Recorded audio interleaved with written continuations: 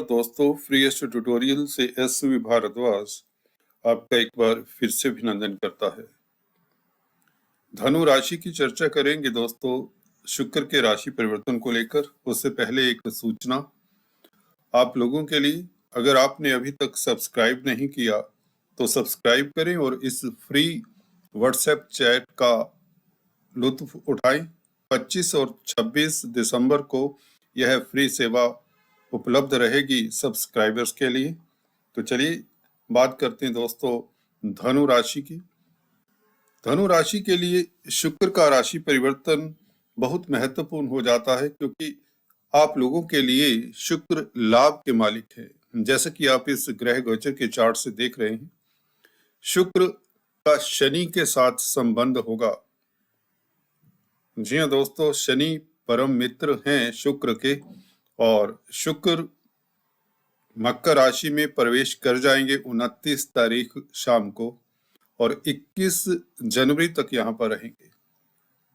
तो यह करीबन 22-23 का दिन का समय आप लोगों के लिए कौन कौन से एरिया से लाभान्वित कर सकता है, किन लोगों को लाभ होने की प्रबल संभावनाएं हैं धनु राशि लगन वालों को, और विशेषकर बात करते हैं इस चर्चा से। दोस्तों, आप लोगों के लिए लाभ के मालिक भी हैं और 6th लॉर्ड भी हैं शुक्र।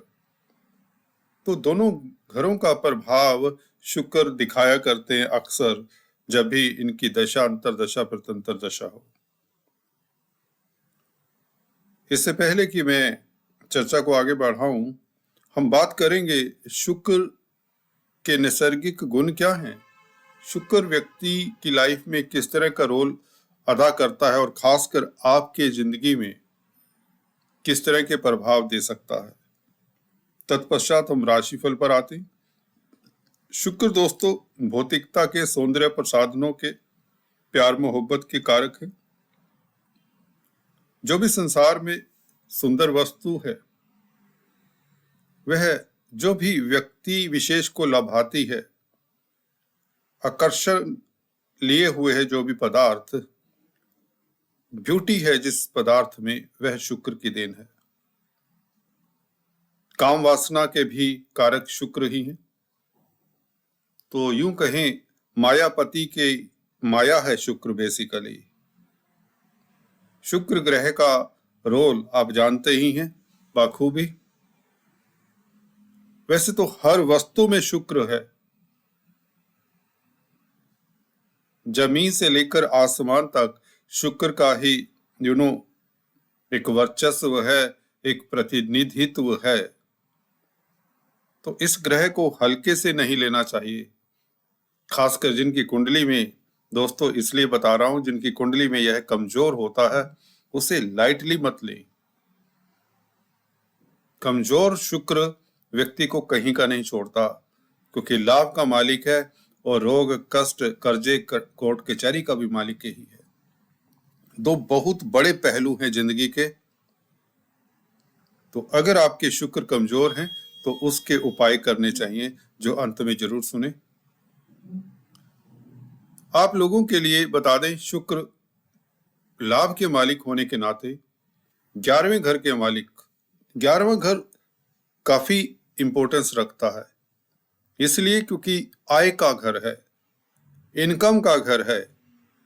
सबसे बड़ी बात यह होती है, अगर व्यक्ति की आय ही नहीं है, इनकम ही नहीं है, तो व्यक्ति भिखारी है इस जिंदगी में। एक किस्म से पैसे के लिए, रुपए पैसे के लिए उसे दर दर की ठोकरें खानी पड़ सकती है। तो शुक्र का स्ट्रॉन्ग होना, या शुक्र अगर कमजोर है उसे स्ट्रॉन्ग जरूर करिए। भले 6th हाउस के भी उस आपको नग धारण कर लेना चाहिए। इसका ओपेल एक नग आता है शुक्र का, जो डायमंड नहीं अफोर्ड कर सकते उन्हें धारण करना चाहिए, नहीं तो गाय की सेवा करनी चाहिए। चलिए उपायों की चर्चा डिटेल में बाद में करते हैं। हम बात कर रहे थे 11वें भाव की, 11th लॉर्ड इन 2nd हाउस, आय का मालिक जब धन संचय के घर में। देखिए धन संचय क्यों, 2nd हाउस धन का घर ही क्यों है, कभी आपने विचार किया है? देखिए 4th हाउस होता है 11th हाउस से सेकंड हाउस। अगर आप काउंट करें 11वें घर से जहां पर 7 नंबर लिखा है, तो 10 नंबर जहां पर शुक्र है, यह 4 नंबर का घर बना 11वें घर से, फोर्थ हाउस। फोर्थ हाउस आपका सुख स्थान है। तो जब आपको इनकम होगी, 11वां घर इनकम का है और फोर्थ हाउस उस इनकम से सुख भोगने का है, वह इनकम क्या आपको सुखी करेगी कि नहीं? या यूं कहें, अगर इनकम होगी वह खर्च तो नहीं हो जाएगी, उसका संचय होगा, तभी ये बैंक बैलेंस बना। क्या इनकम वह सुखी करेगी? कई बार होता है किसी व्यक्ति की सेकंड हाउस में बहुत क्रूर ग्रह बैठे होते हैं, तो उसे अपनी इनकम का इतना सुख नहीं मिलता। गौर करिए, अपनी कुंडली में देख लीजिए। अगर आप कंसल्टेंसी देते हैं, एस्ट्रोलॉजर्स हैं, तो यू मस्ट चेक दैट। अगर सेकंड हाउस में क्रूर ग्रह हैं तो आपको आपकी इनकम का सुख नहीं मिलेगा। बहुत बड़ी बात है, बहुत गहरी बात है। होता है ना, सारी जिंदगी व्यक्ति मेहनत करता रहता है, भाग दौड़ करता है, एक जॉब की, कभी दूसरी जॉब की, कैरियर कईयों का स्टेबलिश नहीं होता, कभी व्यापार करता है, तरह तरह की स्टडीज करता है, बहुत मेहनती होता है, पर सेकंड हाउस में तो करूर ग्रह जब हो तो उसे उसकी इनकम का सुख नहीं मिलेगा। करोड़ों में इकट्ठा कर लेगा, अरबोपति बन जाएगा, पर भोग नहीं पाएगा। क्यों? उसके पास फुर्सत ही नहीं होगी। वह तो धन कमाने में भी व्यस्त है, धन को भोगने के लिए उसके पास समय नहीं। ऐसे व्यक्तियों को आपने देखा होगा, साधारण लाइफ जीते हैं, एक साधारण कपड़ों में, साधारण चप्पल जूती पहनी हुई है, घूम रहे हैं, सिर्फ पैसे को कमा रहे हैं। गौर करिए, सेकंड हाउस में क्रूर ग्रह अगर हैं, परंतु कितने भी बड़े राजयोग हैं, आप अरबपति भी हैं, तो आप प्रॉपर्टी जोड़ रहे हैं किसके लिए? अपने बच्चों के लिए। अगर आपके बच्चे नहीं हैं तो आपके रिश्ते नातेदार, दोस्त मित्र उसको भोगेंगे। सो बी केयरफुल। अगर ऐसा योग है तो थोड़ा सा धीरे हो जाइए। जो कमा रहे हैं उसे यूज भी करिए, उसे उसका सुख भी चखिए। तो बहुत गहरी बात है दोस्तों। एनीवेज, ये थोड़ा सा जटिल पहलू है, आपके मन को हिला जाएगा, मुझे लगता है ज्यादा गहरे नहीं जाते। तो सेकंड हाउस में आय का मालिक, तो आय के साधन तो बढ़ेंगे, संचय धन का तो होगा ना। लक्ष्मी योग कहते हैं हम इसे। प्रचंड लक्ष्मी योग इसलिए है क्योंकि धनेश के साथ है शनि। धनेश और आय के मालिक, लाभेश और धनेश एक ही घर, वो भी धन संचय के घर में हो, प्रॉपर्टी का सुख मिले, जमीन जायदाद का सुख मिले, वाहन का सुख मिले। शनि प्रॉपर्टी के कारक है, शुक्र वाहना कारक है, भौतिक सुखों के कारक है। क्या बात है, इससे बढ़िया राजयोग नहीं हुआ था आप लोगों की कुंडली में। अगर दोनों में से भी एक ग्रह आपके द्वितीय स्थान में बैठा हो, पर चांस आपके जन्म कुंडली में, पत्रिका में, जिनको अपनी कुंडली का ज्ञान है, वह धनी होते हैं। दोनों ही शुभ ग्रह हैं। शनि हालांकि क्रूर ग्रह है, परंतु अपने घर को कोई भी ग्रह नुकसान नहीं देता। अगर शनि इस स्थिति में है तो आप सुख भोगेंगे, धन संचय भी करेंगे। पहले जो उपरोक्त बताया वो वाली बात आपके ऊपर नहीं लागू होगी। तो लाभेश धनेश का धन स्थान में अतिश्रेष्ठ राजयोग बनता इस अवधि में 29 तारीख शाम से लेकर 21 जनवरी तक आप सुखों से सराबोर रहेंगे। धन संपत्ति पर पारिवारिक सुख भी मिलेगा, कुटुंब का भी घर है, क्योंकि लगन से द्वितीय स्थान है, आपका परिवार है दूसरा। जब इंसान पैदा होता है, दूसरा घर परिवार का क्यों है, किसी और वीडियो में चर्चा करेंगे, नहीं तो हम अपने बिंदु से दूसरी जगह पर चले जाएंगे। तो परिवार का घर है यह दूसरा घर दोस्तों। कुटुंब के साथ आप एंजॉय करेंगे, यही तो जिंदगी है दोस्तों। आप एंजॉय करेंगे इस अवधि में, और भरपूर एंजॉय करिए। ऐसे पल आपको नहीं मिलते जल्दी से, ये कॉम्बिनेशन ही नहीं मिलता, साल में एक आध बार बनता है। दोनों परम मित्र है, घनिष्ठ मित्र हैं, और धन के स्थान में लाभ का मालिक बैठे तो क्या चाहिए। अकेले धन ही ना बटोरते रह जाइए, धन को एकत्रित होकर चलिए, खुशी तो होती है। किसी के पास धन आए खुशी होगी, इज्जतमान भी मिलती है, आपके एसेट्स बढ़ेंगे, प्रॉपर्टी, भूमि, भवन, सौंदर्य प्रसाधनों, ज्वेलरी, आभूषणों का घर भी तो यही है। आप आभूषण परचेज करेंगे, अपनी पत्नी को 100% चांसेस बनते हैं कि गिफ्ट लेकर देंगे अगर आप विवाहित हैं। अगर आप अविवाहित हैं, प्रेमी प्रेमिका को भी गिफ्ट देगा इस अवधि में। शुक्र प्रेमिका के भी कारक हैं। तो धनु राशि लगन वालों, आप अपना पॉकेट थोड़ा सा ढीला कर लीजिए।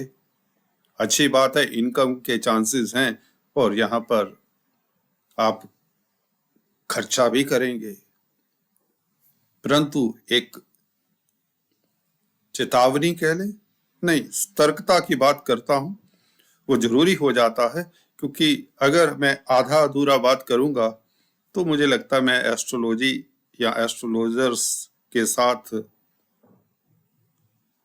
थोड़ा सा नाइंसाफी वाली बात हो जाती है। यहां पर छठे घर के भी मालिक है शुक्र, उसके ऊपर अभी आता हूं। पहले यह वाक्य पूरा कर लूं सेकंड हाउस का। दोस्तों, सेकंड हाउस आपकी वाणी का भी है। देखिए, सेकंड हाउस में कोई भी ग्रह हो अपनी राशि का होना चाहिए। तो देखिए, आपकी वाणी भले थोड़ी रफ हो, सत्यवादी, जैसे शनि सेकंड हाउस में बैठे हो तो आपका व्यक्तित्व प्रभावशाली, आपकी वाणी रोबदाब, बात बोलोगे व्यक्ति के हृदय तक, जहन तक उतर जाएगी।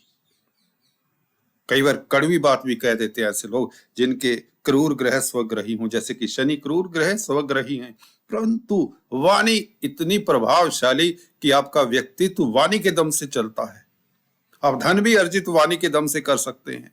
वैसे तो वाक्पटुता का, वाणी का, आपकी शब्दावली का बोलते क्या है, यहां पर इस अवधि में निखर कर आपकी पर्सनैलिटी बाहर आएगी। आपके तथ्य, आपके वाक्यात, आपकी अभिव्यक्ति निखर कर बाहर आएगी। आप जो बोलेंगे वह देखने वाला होगा, इससे आपका प्रभाव बढ़ेगा। कार्यस्थल पर, रिश्ते नातेदारों में, दोस्तों, मित्र मंडली में, शहर मोहल्ले में, अगर लीडर हैं, नेता हैं, राजनेता हैं, तो यह योग बहुत घटनाक्रम देने वाला है, आपको प्रतिष्ठा देने वाला है, समाज में प्रतिष्ठा बढ़ाने वाला है सेकंड हाउस। तो स्पीच वेरी इंपॉर्टेंट एस्पेक्ट है इंसान का। तो स्पीच यहां पर आप लोगों की बहुत मीठी हो जाती, क्योंकि शुक्र साथ में है। इस अवधि में आप मीठी मीठी बातों से अपने चाहने वालों का मन बहलाएंगे और आप लोगों की प्रतिष्ठा बढ़ेगी, आपको धन की प्राप्ति होगी, इनकम के साधन बढ़ेंगे। सोर्स ऑफ इनकम कहते हैं ना हम, इनकम के रास्ते बढ़ेंगे, नए नए आयाम पैदा होंगे, नई उपलब्धियां आपको नजर भी आएंगी और उसको हासिल भी करेंगे। थोड़े से सतर्क रहिए, अपॉर्चुनिटीज बहुत मिलने वाली है धनु राशि लगन वालों। यह 21 दिन साल का कहते हैं शुरुआत ही, जब आगाज ही ऐसा हो तो अंत भी साल का लाजवाब होगा। याद रखिए, ये शुभ सगुन की तरह है। शुरुआत ही इस बड़े कॉम्बिनेशन से हो रही है। शनि तो 17 जनवरी से अभी आएंगे ना तृतीय स्थान में, तब से ही यह शनि के परम मित्र शुक्र आप लोगों के लिए उपलब्धियों, साजो सामान, सुख समृद्धि का, प्यार मोहब्बत का, आभूषणों का, प्रॉपर्टी का, वाहन का, प्रेम प्रसंगों के लिए, सभी के लिए श्रेष्ठ योग। परिवार के साथ आप खुश रहेंगे, दोस्त मित्र मंडलियों की सहायता मिलेगी। 11वां घर आपके मित्रों का भी है और मित्र क्षेत्रीय शुक्र, मित्रों की मदद से आपके बहुत सारे काम भी सिरे चढ़ सकते हैं। मित्रों के साथ एंजॉय तो बहुत करेंगे आप। भाई बहनों का भी संग मिले, भाई बहनों के साथ भी, उनकी मदद से भी आपके रुके हुए कार्य गतिशील हों। मतलब कि आप पूरा लाइफ एंजॉय करेंगे इस अवधि में, चाहे आप कारोबारी हैं, नौकरी पेशा हैं, छात्र हैं, गृहिणी हैं, सीनियर सिटीजन्स हैं, कोई भी जातक है धनु राशि का, बहुत दुर्लभ राजयोग है, सभी तरह के सुख संपत्ति से नवाजित करने वाला है। प्रेम प्रसंगों के लिए, मियाँ बीवी के संबंधों के लिए बहुत ही श्रेष्ठ समय है।